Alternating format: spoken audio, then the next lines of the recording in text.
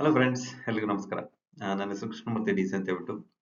ಇತ್ತೀಚಿನ ದಿನಗಳಲ್ಲಿ ಕಳೆದ ಒಂದು ತಿಂಗಳಿಂದ ನಾನು ನಿಮಗೆ ಜನರಲ್ ನಾಲೆಡ್ಜ್ ವಿಚಾರವಾಗಿ ಕೆಲವೊಂದು ವಿಡಿಯೋಸ್ಗಳನ್ನು ಅಪ್ಲೋಡ್ ಮಾಡ್ತಾ ಇದ್ದೀನಿ. 7th, 8th, 9th ಮತ್ತು 10th ಸ್ಟ್ಯಾಂಡರ್ಡ್ ಸ್ಟೂಡೆಂಟ್ಸ್ಗೆ ಉಪಯೋಗ ಆಗುವಂತ ಕೆಲವೊಂದು ವಿಚಾರದ ಬಗ್ಗೆ ನಾನು ವಿಡಿಯೋಸ್ಗಳನ್ನು ಅಪ್ಲೋಡ್ ಮಾಡ್ತಾ ಇದ್ದೀನಿ.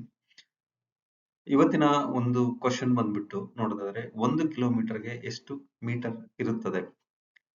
ಸುಲಭವಾದ ಉತ್ತರ. ಸೊ ಅದಕ್ಕೆ ಆಪ್ಷನ್ಸ್ 4 ಆಪ್ಷನ್ಸ್ ಇದೆ. ಸೊ ಈ ಆಪ್ಷನ್ಸ್ ಗಳು ನಿಮ್ಮ ಮಕ್ಕಳ ಜೊತೆ ಅಥವಾ ಮಕ್ಕಳು ಫ್ರೆಂಡ್ಸ್ ಯಾರಾದ್ರೂ ಬಂದ್ರೆ ಅವ್ರ ಜೊತೆ ಚರ್ಚೆ ಮಾಡಿ ಕಮೆಂಟ್ ಬಾಕ್ಸ್ ಅಲ್ಲಿ ನೀವು ಕಮೆಂಟ್ ಮಾಡಿ ಅಂತ ನಾನು ಹೇಳಿಕ್ಕೆ ಇಷ್ಟಪಡ್ತೀನಿ. ಯಾಕೆಂತ ಹೇಳಿದ್ರೆ ಅವ್ರಿಗೆ ಗೊತ್ತಿಲ್ಲ ಅಂತ ಹೇಳಿದ್ರೆ ನೀವು ಅರ್ಥೈಸಿ ಅವರಿಗೆ ನೆನಪಿನ ಶಕ್ತಿಲಿ ಇರೋ ಹಾಗೆ ಹೇಳಿಕೊಟ್ಟು ಆನ್ಸರ್ ಮಾಡಿದ್ರೆ ತುಂಬಾ ಉಪಯುಕ್ತ ಆಗುತ್ತೆ. ಸೊ ಹಾಗಾಗಿ ನೀವು ಇಲ್ಲಿ ಕೊಟ್ಟಿರುವಂತ 4 ಆಪ್ಷನ್ ಅಲ್ಲಿ ಯಾವ್ದು ಅಂತ ಸರಿಯಾದ ಉತ್ತರ ಗೆಸ್ ಮಾಡಿ ನೀವು ಕಮೆಂಟ್ ಬಾಕ್ಸ್ ಅಲ್ಲಿ ಕಮೆಂಟ್ ಮಾಡಿ ಅಂತ ಹೇಳಿಕ್ಕೆ ಇಷ್ಟಪಡ್ತೀನಿ. Thank you.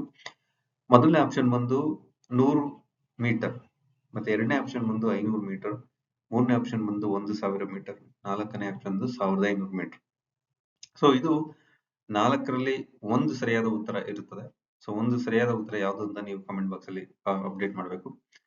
ಸೊ ನನ್ನ ಯೂಟ್ಯೂಬ್ ಚಾನಲ್ ನೀವು ಮೊದಲನೇ ಬಾರಿ ನೋಡ್ತಾ ಇದ್ರೆ ನನ್ನ ಯೂಟ್ಯೂಬ್ ಚಾನಲ್ ಹೆಸರು ಬಂದು DCK ಮೂರ್ತಿ ಅಂತ ಹೇಳ್ಬಿಟ್ಟು.